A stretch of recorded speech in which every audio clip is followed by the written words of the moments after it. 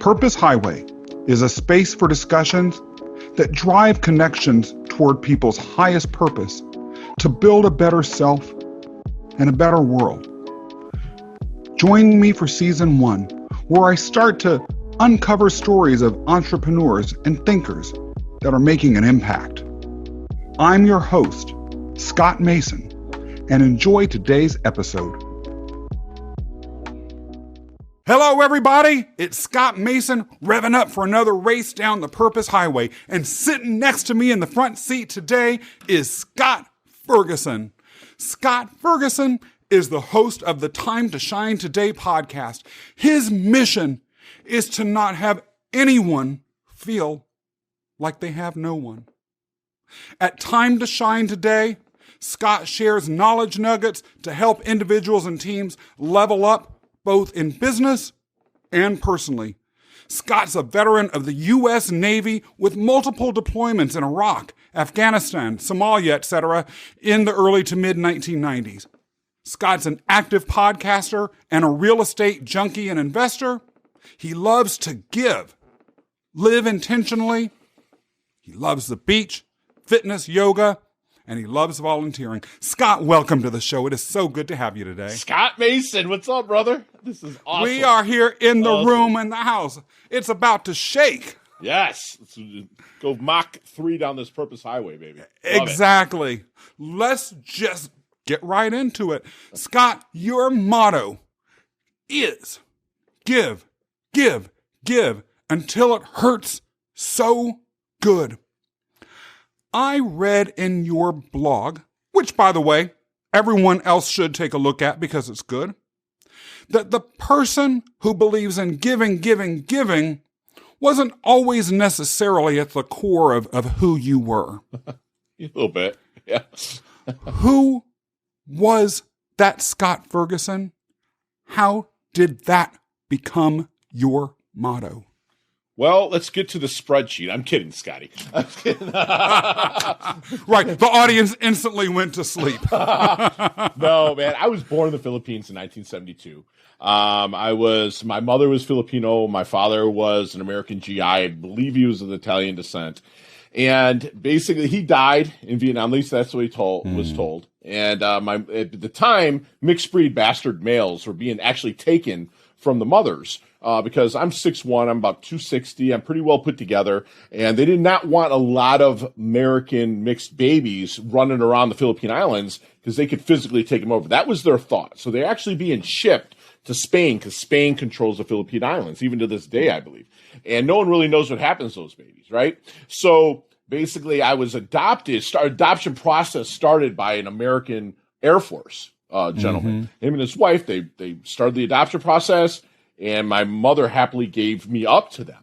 And so the mother who's going to adopt me, her father got sick in California. So they got me a temporary passport, brought me to the United States, and her father dies. She goes schizophrenic. They can't raise me. So they drop me off in an orphanage. And I'm dark skinned, and this is 1972. So at that time, which I know that you come from biracial and stuff like that, it was a challenge, you know. So people were not wanting me.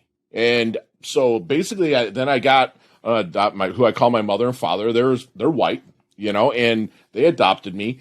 Moved to Detroit, Michigan, where they lived. I moved to there, and I was raised by them. My father was an alcoholic from Vietnam. I love him; he's my best friend, but he had major problems with that. So I was shipped around from family member to family member, and kind of just went through kind of this abandonment placements in my life. Excelled at sports in high school, but my 1.8 grade point average turned away a few colleges, or all of them, you know. So I ended up going to the military and found a family there, and did quite a few years, quite a few tours or deployments, built a family, and so that kind of pushed forward, you know, through my life. There is a kicker to this. My mother, who gave birth to me, I have a twin sister. She kept her. So we all reunited years later. This is 2005 or 6. And we ended up being, you know, really, we're not close at all, but it was kind of neat. She's I'm a real estate agent by my day job, and she happens to be Jovi as a real estate agent. It was crazy as stuff. But I went through some crazy, abandonment times. I always had an arrogant chip on my shoulder because I was abandoned and passed around. And when I left the military, I really didn't have that camaraderie. I didn't have someone watching my six or my back, and I didn't have anybody else to watch. So I just watched myself, and a lot of arrogancy built up. And that's that story, of kind of pushing through into Time to Shine today, where we help people level up and not feel like they are alone. There's a lot in what you just said that I want to roll up my sleeves and dig into. Let's dig in, baby. Let's talk about your experience pre-adoption. How old were you when your biological mother put you up for adoption? I was birth. Birth. And they literally took me out of the room.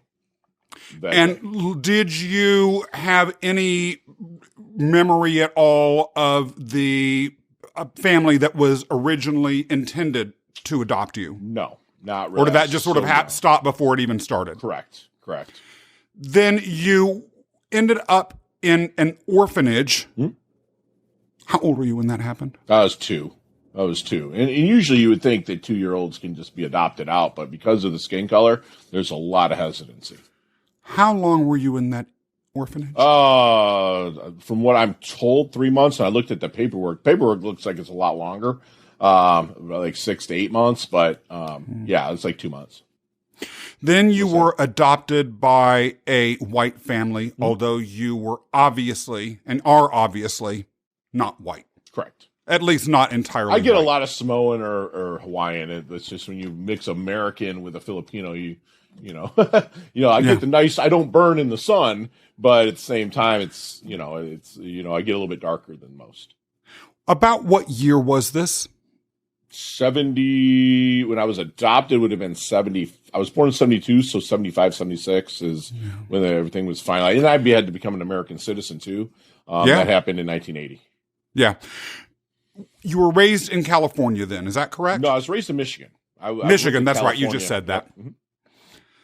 Talk to me a little bit about how the idea of your adoption and your time in the orphanage was presented to you by your adoptive parents. Thanks for that. No one's ever asked me that when I've told my story. They told me right away. Because I looked different, and I would notice it for some reason. My perception was there, and I'd look at, he looks like his dad. My dad would just be like, "Man, we adopted you." My dad's a straight shooter. He's the guy that worked on the line at General Motors. Right. He's just a straight shooter, man. But he's also 6'6" and went about 270, and he could rip a telephone book in half with the actual waxy pages on the outside. He was going to say whatever he wanted to. Yeah, no one was going to say anything to him. The reason why I asked that question is the way, at least as another adopted person and as someone who has known other adopted folks, sure, the way that the adoption is presented to us by our parents can impact how we perceive who and what we are in the world and to what extent we're wanted. I'll use myself as an example. My parents presented the fact that I was adopted as an act of love. Yes. My biological parents, they said, loved you so much that they wanted you to have a better life than they could offer you, so they put you up for adoptions. Other folks that have been adopted have had it presented to them in ways that were less intentional. Mm-hmm. And their journey as an adoptee has been affected, at least according to those people, accordingly. Did your dad literally just say it like that? And if so, how did you take it? Or was there a little bit more to how they presented the fact of your adoption? Well, what it was, a lot of it was that, my dad was from Alabama, the Bible Belt, kind of where they think the Civil War is at halftime. Yeah. And they would go there and people would look at me really funny. And this is before he didn't tell me until I was older, like when I say older, like 5 years old, but he presented it out of a way of like, listen, man, you were in a bad place and we loved you. And the people that were going to adopt you were, come from a good place too, Right. So yeah, I mean, they did, but the thing is like, my relatives didn't really accept me because, again, they're all from the South, and they looked at me, even, dude, I was just in Alabama last week, and people kind of looked at me funny, and I'm like, I'm kin to the Fergusons. They're like, oh, you must be Larry's boy, the adopted one. And I'm 49 years old. I'll be 50 soon. So it carries forward. But, to answer your question, Scott, man, it was like my dad was always straight shooter with me. My mom, who had her own demons, she always loved on me. She disappeared for 12 years, but she always loved on me the whole time, that I knew her. And even when she came back into my life, she loved on me. So there's a lot of love, but there was just a lot of that aloneness and abandonment, which is, I've learned now to use that as a leverage, if you will, to level up. But how did you experience it as a child?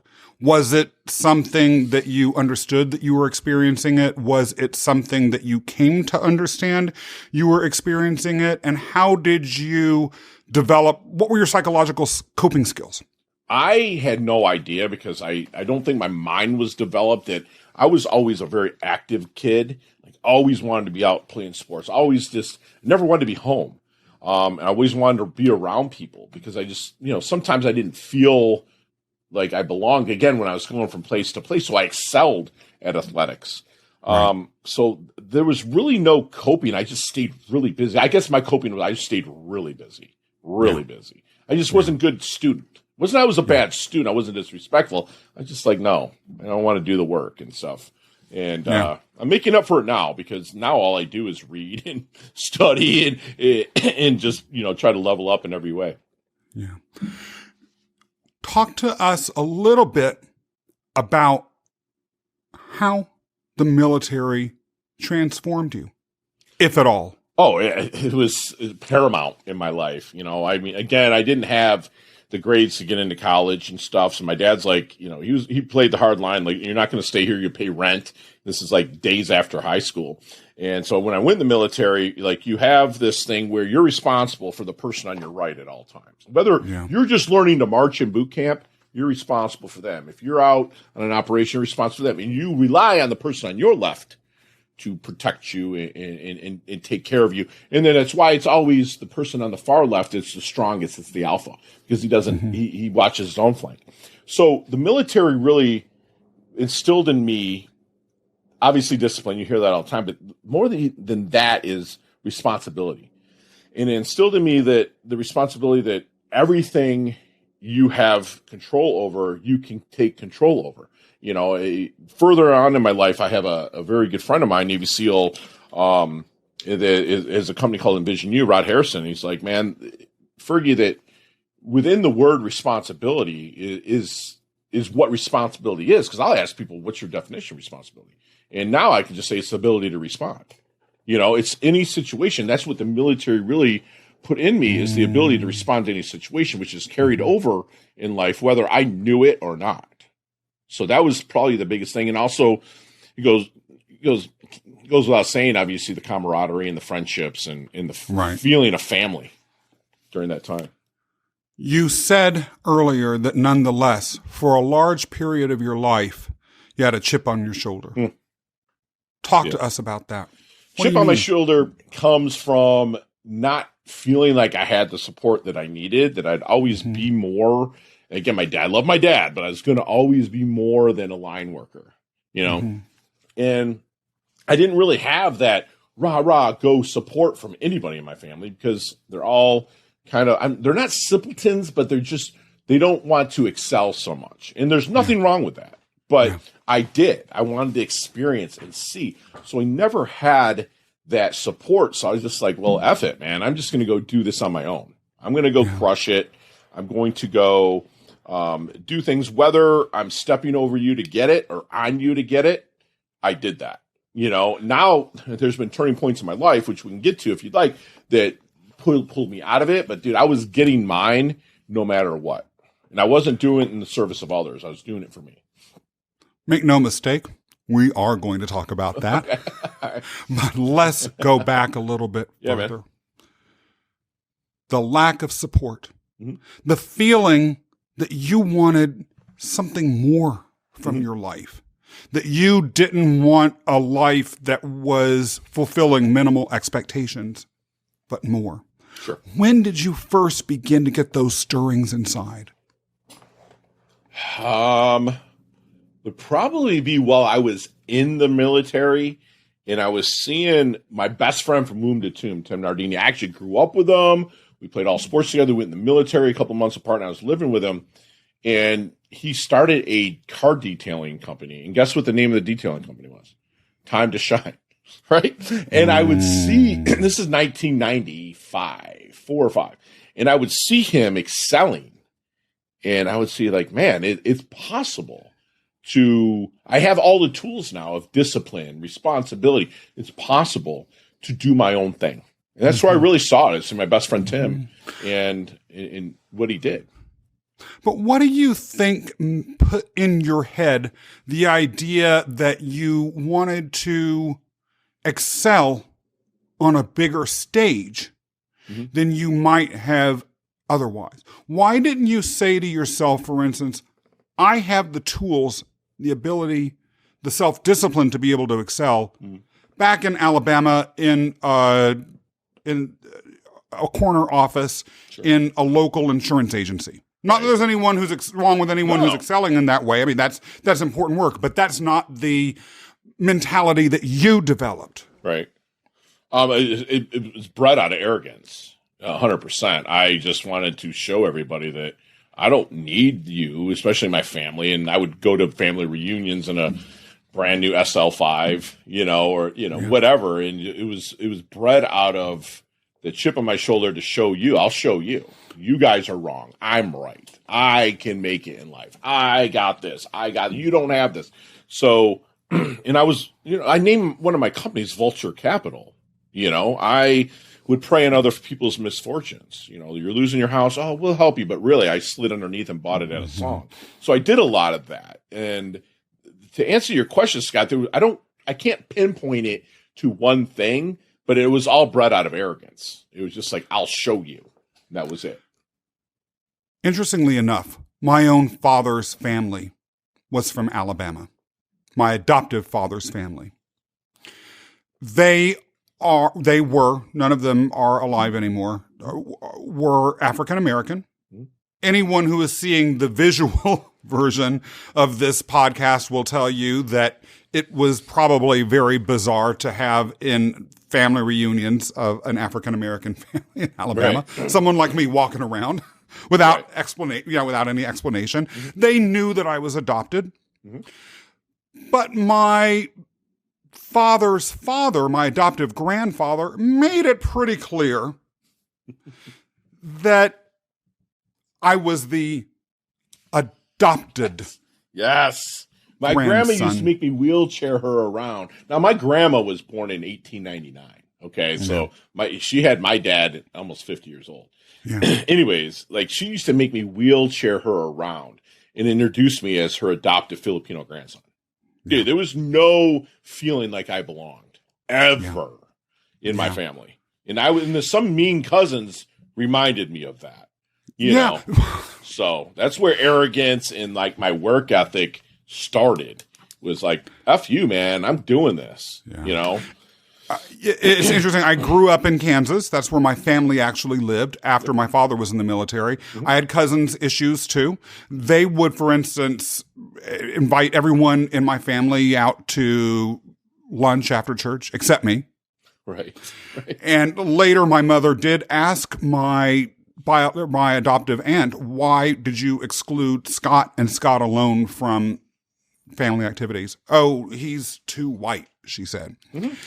I utterly and completely relate profoundly with the idea of family exclusion on top of what I perceived as, to some extent, an abandonment by my biological parents as feeding a sense of anger inside of me and developing this drive to succeed, to prove it all.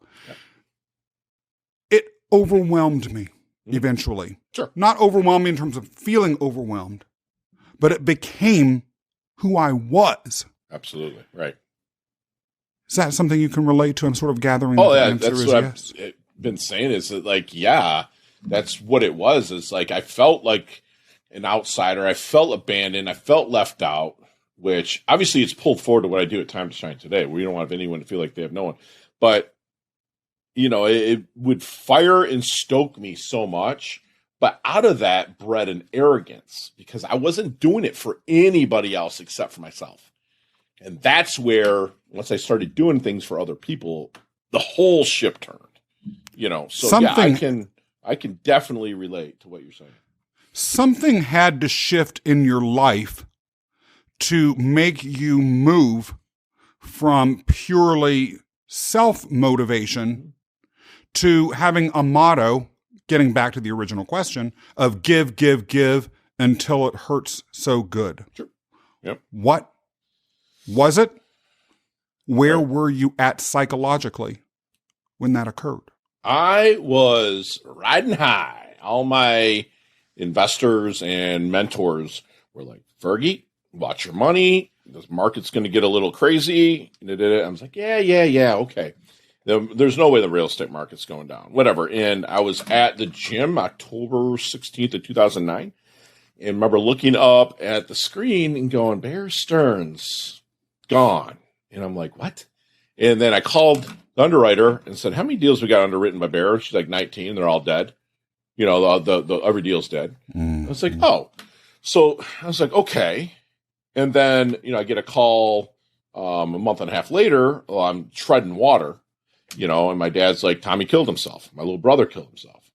And I was like, okay, everything just hit and imploded. And let me tell you something. When I was printing money, the theory of relativity happened. Like you make money, everyone's your relative, right? And so everybody started coming to me, even the ones that wouldn't talk to me or accept me, and I would help them out because I could, and I was arrogant. And then when I lost everything, all those people went back and said, see, told you so.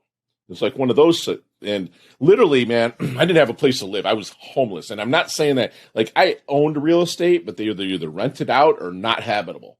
And I had to get rid of those just to stay afloat and keep my investors happy. And so I'm scrambling, and there was a big thing called a short sale back then where you owed more than what your home's worth. Yeah. And we would negotiate the difference. Well, this is before I even did one, but I had a client said, can you do short sales? I'm like, oh, yeah, I can do short sales. Lied. And so, like, listen, we're moving to Florida, and just here's the house. If it forecloses, it does. If you short sell it, great. I moved into the house. I squatted in their house.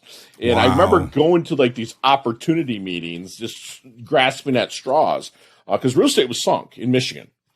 And and this guy handed me a book that was called The Traveler's Gift. It's by a gentleman named Andy Andrews, and he's a Christian comedian, but he wrote a book about a guy that daughter gets sick, wants to end it, so he runs his car into a tree, and he wakes up in 1942 with Give 'em Hell Harry Truman in the room, and he had to make a decision if he was going to drop the bomb in Hiroshima and Nagasaki. And then he visits, like, King Solomon for wisdom, Anne Frank for being happy, and it just was like, wow. It's like I was taken into this portal, meeting all of these people. And I was like, man, I have did nothing for nobody except myself. And that's where it just changed. And I was like, short sales, man, that's people that are in trouble. They can use my help. So called up a friend of mine, Jason Childs, and I was like, Jason, you said something. He's like, about time you came down to short sales. You owned this company called the Short Sales Group before short sales were even big.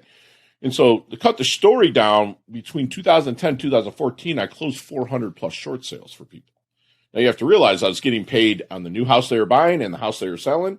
So I was making just money over money, but I was doing it from a place to get people out of a hole, and that just turned in. And during that time, I started blogging about it and turning it into Time to Shine Today. And that started in the 2011 timeframe. And so since then, it's always been about leveling up others and doing things in the service of others who love what you do, that they see you, the passion in it, and it just moves forward from that. So yeah, I went through a pretty crazy time with the loss of the real estate business, loss of my little brother. But for some reason, my whole life, I've always been able to attract the people that I want to meet, because I lived first from a place of arrogance. So I was always attracting those people to make that money. But then I started attracting people from a place of service, and it just excels. And I can never, no matter how bad it gets, I'll never go backwards again. I just won't. I might plateau or get stuck, but I'll never go backwards because I put myself in a position to succeed. And that's my mission, is to help others be able to put themselves in a position as well. When you look back on who you were, how do you feel? I smile. I'm like, that was a ride, man. Would I change anything? No, because the lessons that I learned them in such a way that made me a better person. It makes me genuine. It, like, people look back, oh man, I hate that time. No, man. I mean, the windshield on a car is a lot bigger than that rear view mirror for a reason, man. And like, I'll peek in that every once in a while and just be like, yep, that was awesome. You know, that was a hell of a ride. Those nights on the couches, or nights at the rest stop with my Rhodesian Ridgeback roadie sleeping next to me in Michigan when it was 15 degrees out, running the car, you know. So it was, you know, and I was too embarrassed to go ask friends because I could easily stay somewhere. That's another thing, is my ego wouldn't let me. But I'm glad that I walked my walk, you know, and now nothing scares me. I love being scared, but nothing has so much fear that I just won't blast through it. So I do it scared all the time. In the pre-interview, I asked you some things that you might be interested in speaking about that really speak to you. You answered overcoming obstacles. And what I'm hearing now, what you just said, were obstacles that you overcame.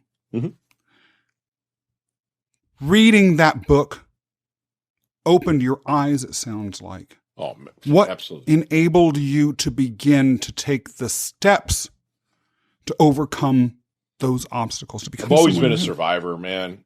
And I've always survived, but I never thrived. So the survival instinct was there, and I was able to parlay that instinct into thriving. I just never quit, man. I was a wrestler, like not like WWE, like, you know, it's the hardest sport in the world. I mean, I'm very active in jiu-jitsu now, compete and stuff, but back then it was wrestling. So I never had quit in me, man, ever. So it was like I was always grinding. So I knew there was a way out of any position. And that's just how I was, man. I knew that I was going to make it through, but there was humble pie I had to scruff down along the way, brother. And I needed it, and I'm glad I got it. Is there a part of you that still says to yourself, I'm going to prove those that didn't believe in me wrong? Nope. Never. Nope. Because I do things like, if I don't disrespect you, Scott, or hurt you in any way, I don't give a flying what you think of me at all anymore. As long as I did, but there's a duality to that. Everything that you do in the service of others, including yourself. You know what I'm saying? I believe that the people that I coach and the people that I speak in front of, there's a lot of sinning going on. And before people are out there saying it's religious, there's no connotation to it. Religious connotation. There's sin. If you go back to the root word of that with the Greeks, sin means missing the mark.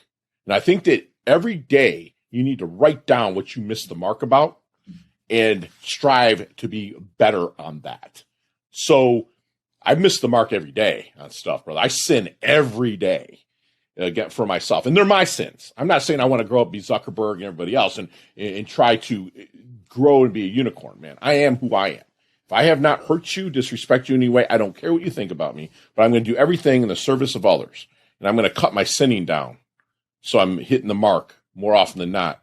You do that, you have nothing to look back on and have regrets on. I mean, I buried that arrogance, Scott, in 2010. It was gone. I don't even look back at it.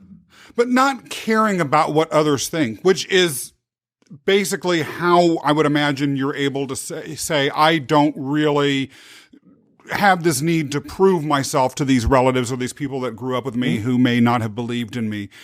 That is something that many people live entire lives not able to let go of. surely you didn't just wake up one day in a snap and say, I don't care what people think about me anymore. What was your process for getting there? And what would you say to someone whose identity may be tied to proving themselves to this world? I just was done feeling like I had to compete against others. Dude, I compete against others every morning on the jiu-jitsu mat. Every morning, 6 days a week, right? I compete against others all the time. And when I was young, I was competing in AAU and wrestling, man. You know what I'm saying? It was like I was always competing, but I wouldn't leave it there. One day I just woke up and said, listen, unless it is a life or death situation, there was no process to me, Scott. It was just, I woke up one day and said, listen, am I serving myself? What can I internalize that makes sense? Am I hurting others? And if everything's good on that end, and I'm living a life of harmony, not a life of balance. People talk balance all the time. Balance is shit. Excuse my language, it's crap. It's zero. You know, balance, that's what balance is. Like, I live a life of harmony, man. Like, I liken my life to a jazz band. And, you know, like, your personal relationships, your guitar, your money is the drums, you know, the saxophone is your business, you know, and if one of those is out of whack, then it's not going to sound good. So I work towards harmony and to make the best music for my life at all times. And when you're working on improving yourself, you don't have time to look back. You just don't. I don't dig into my roots. And if it's a really bad thing, I step on it. I don't leave it behind me. I step on it, walk over it, and push through. So I don't dig up anything anymore. I'm not lying to you, Scott. I just don't dig up anything anymore, ever. Certain things like I might walk into and a scent will go up your nose and be like, oh, that reminds me of a time. And then I look at it and say, blessings, man. Honestly. Like, I am me that you see now all the time. You just ask my girl, man. She'll be like, oh, my gosh. You're so freaking full of energy and fired up all the time. You know, it's like, this is how I am. It's just who I am and who I've become because, you know, there's no better feeling, and you know this, than seeing somebody else smile. You know, that was my New Year's resolution, man. 2 of them. Make someone smile every day and never meet a stranger. Meaning I walk into my kava bar and drinking a nice, healthy kava and seeing somebody, I'm talking to them. Like, that's me. You know, that's who I am. And I went through a lot of stuff, but I just don't dig up those bones ever. Ever. You framed your ethical imperative a minute ago in a very specific concept of sin. Talk to us a little bit about to what extent spirituality, religion, or any other higher purpose or higher force drives your behavior, your mentality, your direction in life. I appreciate you asking that. I mean, Jesus Christ is my personal savior. I mean, that's just me, you know. Other people have their gods and whatnot, and I respect them. I'm not the Bible thumper. I don't do that, but I am in the Word every single day. Every day. Proverbs is 31 verses in it. A lot of the months of the year have 31 days. I read a chapter of Proverbs every single day because the wisdom it instills. Spirituality, I feel grounded to the earth that God gave me. I walk barefoot as much as I can so I can feel the earth. And I live in South Florida. I'm 62 miles north of Miami in a city called Jupiter. I'm looking at the ocean right now, and I'm going to leave here and walk out to my paddleboard and have a nice time. You know, I am grounded to the earth that God provided for me, and there's so much opportunity. There's so much growth. It's a perfect world if you think about it. Like, how can things even be like able to walk or breathe? You know, it's freaking awesome. And going back to breath work, I do breath work every morning. You know, I do a Wim Hof or a Troy Casey, breath work every single morning because, I mean, you can live 4 or 5 months without sunlight. You can live a few weeks without food. You can live a week without water, but breath, maybe 3 minutes, you know? So I'm very close to my God through breath. That's how I do it, you know? So spirituality, yeah, it's there. I'm not a thumper, and I'm not going to say, hey, come to church with me unless you really want to go. I'd go to an awesome church, you know, but it's like, that's my relationship with my creator, and I respect everybody else's relationships with theirs as well. Let's get back to that motto again. Give, give, give until it hurts so good. Right. People, in my experience, generally do not pull words into their personal mantras without some thinking behind it. Mm-hmm. Why is the word hurts in there? That's a great question, man. I added it in as kind of a joke because my good friend Todd Cohen, who is an awesome coach who I respect immensely, he's just like, give till it hurts. And I'm like, so good. And that's but hurts. I've never even thought of that, man. I didn't really ever go that deep. And maybe it's because of my masochistic love for one-on-one sports, and the sports that I play. Okay, you walk out on the wrestling mat, bro, you got nobody to pass the ball to. It's just you and him. Jiu-jitsu, same way. So I leave every morning hurting. I feel so good.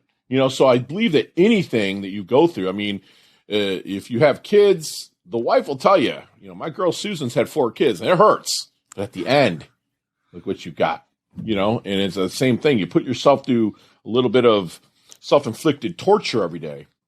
That's part of my happiness. So I guess that maybe that's where the hurt comes from just my past. It's not a hurt. Again, I don't dig up anything anymore, ever. I just don't. Nothing that happens to me is going to make me go back and say, oh, man, that shit happened because of stuff that happened then. No, dude. Responsibility is the ability to respond. It's something I did now, and I can fix it. And I'm going to make it right. Do you have moments when it comes to taking personal responsibility or focusing on the forward as opposed to the past, where you sort of backslide or slip? And if so, how do you handle that? I do it every day. I sin every day. And again, metaphorically, my sin is missing the mark every single day. And I look at it, and honestly, this is no lie, I laugh. I'm like, dude. And I laugh because I'm like, I go into third person or first person, whatever it is. But I'm like, Ferg, you're such an idiot. Dude, you had that. Come on, Ferg. Do this, bro. But I just believe that we have two selves. You have the one self that's ego and driving and stuff, and then you have the second self that's like it needs to be done, and you're getting judged by this other self. Just get out of that self's way and be fun. Like I have an alter ego is Chili Palmer. I don't know if you ever seen the movie like Be Cool or Get Shorty. Like John Travolta's Chili Palmer, and that is like nothing phases them, and it's like that's me. Like nothing. Like I literally before I got on this call, and I can show you the email. I lost a $1.6 million deal that's not coming back from the dead, and I'm like, oh well, it sucks. Don't get me wrong, but it's I mean, when the person dies physically, can't buy the house. It sucks. I feel really bad for my client. But at the same time, nothing is going to take me to a point where I'm just going to be unhappy because I overlap my happiness. You know what I'm saying? It's like you might come down to Florida and be like, man, I'm going to see Fergie, man, for 5 days. We're going to have a good time. We're going to level some people up and we're going to get good stuff. So everything to me is about overlapping happiness, Scotty. So if you were to come down here and say, man, I'm going to see Fergie in paradise, he's going to take me out to the cove. We're going to swim with the turtles. We're going to go have a good time. Guess what? That time ends. You're going to go back to your life. Everything's finite. If it's bad, it's finite. It's going to end. If it's good, it's going to end. So why not do things all times of the day that's going to make you happy so you're consistently overlapping your happiness? And I instill that into my clients. I'm like, listen, we're going to take responsibility. We're going to do things for the intention and not the attention. And we're going to overlap our happiness, not just on a daily basis, but in all the time basis, period. So that's how I live. And it keeps me in a mind state of, just always leveling up. I mean, my girl will probably tell you, when you have strep throat, you're not the easiest person to be around. When I'm sick, I'm a big baby. But I like to, other than that, man, I'm always fired up. I'm always ready to level up and just have a lot of fun. Some of my darkest periods of life And I bet in the darkest periods of the lives of many of the people who might be watching this show or listening to it, we can feel as though we don't have anything to give. And in those moments, the idea of giving until it hurts so good might seem like it's an impossible reach. What would you say to someone who's feeling that? I'd say inch by inch, it's a cinch. By the yard, it's hard. So do something at every millisecond of the day that's going to cause happiness for yourself or for others. And that's giving. It hurts, brother, to do that when you ain't feeling like it. Right? But still do it. Be disciplined to do it. And then again, inch by inch, it's a cinch. By the yard, it's hard. Things are, people say elephant, eat it one bite, whatever. But break it down. Because I'm going to go through those times. If I outlive my father, I'm going to go through it. When he dies. You're going to put dogs to sleep. I'm going to possibly lose a business or another huge deals. How you handle things is from the character that you built. And me, I just want to continue to build the character of the person that I'm telling my clients to be. And, that's how I am. Now, do I have bad days? Absolutely. But I also know those bad days are finite. It's going to end. Period. What does leveling up mean to you? Leveling up was a joke, Scott. Like the guys I was in the Navy with, they would play video games. Now, this is back in Sega and Nintendo days. And they'd be like, hey, come on, man, let's level up. I'm like, you losers level up. I'm going to go hit the weights, hit the beach, go do this, go for a run and a hike. But every time I would be doing something, like I'd have more weight from you, like, let's level up. This is back in 1990, bro, doing that. So it's always meant going to the next level. It's always meant being a better person. It always meant, if you're missing the mark, get back on track. It's always meant, that again, inch by inch, it's a cinch. That's leveling up. You don't have to be 100 times better. You just have to be a little bit better the next day. Just a little bit. If that means you smiled today when you weren't feeling like smiling, that is a level up. It's period. It's progress over perfection. That's what it is. It's period. That's what leveling up is to me. If everyone on this planet were to listen to the Time to Shine Today podcast regularly, hear you speak, be touched by your message, what would the world look like? It would look a lot like it does now, because I don't want to take the challenges out, but what it would look like is the people that are facing those challenges would do it in a way that is fun, that is looking at it as just the challenge is there and you've overcome that challenge. Like, dude, you don't feel like smiling that day, Scott. I said this before, but you smile anyways. It releases this chemicals into your body that it makes just a little bit better. You're never going to be perfect. So if everyone's leveling up, the world would still have its problems. We'd still have Democrats and Republicans. We would still have no peace in the Middle East. We'd still have that. I don't want to change that. I don't want a perfect world. I love checks and balances. I love challenges. But the way that you're going to attack the challenges and make it better for yourself and most importantly for others is what the world would look like. Now, if everyone did that, then the world would start rolling towards that perfect. You know what I'm saying? It just would be like, ooh, sunshines and rainbows and smooth jazz all day. But, it's not going to happen. But I'm not going to say I'm a realist. I want the challenges. I want problems. I want that. Every day I want it. I want to feel a little bit achier today than I did yesterday. One, it means I'm aging. Two, it means I got to work harder at taking the aches and pains away. That's how I feel about it, man. You mentioned smooth jazz. I would say if the world was full of smooth jazz, it would be a challenge I don't know if I can handle. Scott. I don't either. I dig jazz, but I'd take Metallica all day. All of those 80 saxes, I don't know. It would be very tragic, at least for me. Scott, how can folks find you and what is going on in your life? Tell us about some projects or anything that you have going on that folks should know about. TimeToShineToday.com, probably /podcast is where I'm driving a lot of the traffic, quote unquote traffic to. Got Time to Shine Today is launching on the new Inspirational channel, which is supposed to be May. It's going to be June on XM Radio.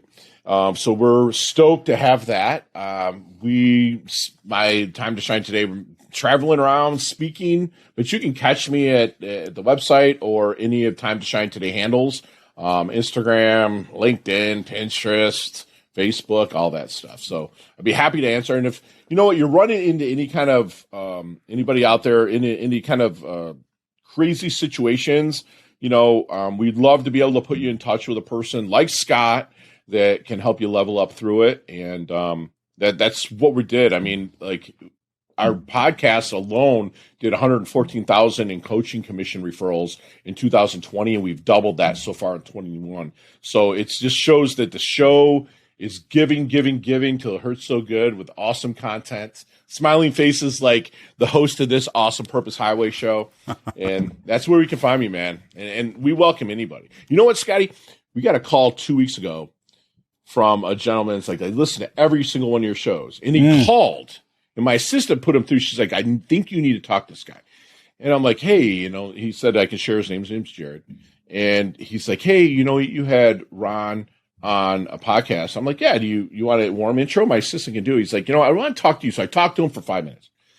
And he was going to kill himself. But I had a suicide counselor on, right? That, worked through suicide. And I brought him on because, he helped me out a lot through Tommy's suicide, my little brother. And I was able to put Jared with the counselor, and Jared's still living today. And that's time to shine today. You feel me? That's giving till it hurts so good. Sometimes when I really hear something, see something, or experience something that's beautiful, it can hurt a little bit in a beautiful way. Right. And that story just did it. Yes. Yeah, exactly. It's like that's a great way to put it, that it hurts in a beautiful way. But I can't add that to the end of it. It hurts so good in a beautiful way. People be like, that's okay. We each say it in our own way, but we're getting to the same place. No, but I appreciate you saying that. I know. Yeah. It's awesome. It's awesome stuff. Scott, it has been great riding with you on the Purpose Highway today. Bro. Thank you so much for coming. Dude, what you're doing for people is leveling them up so much. I listen to your shows, bro. They come on. You can even see me as a listener, dude. I listen to your stuff, and what you're doing to help people level up is amazing. I love your guts, man. So much. And does that make me feel like hot stuff or what? I'm about to fall over. There might be some brain spilling on the floor this afternoon. Well, Scott, it's been great taking a ride today. Thank you so much for being on the show.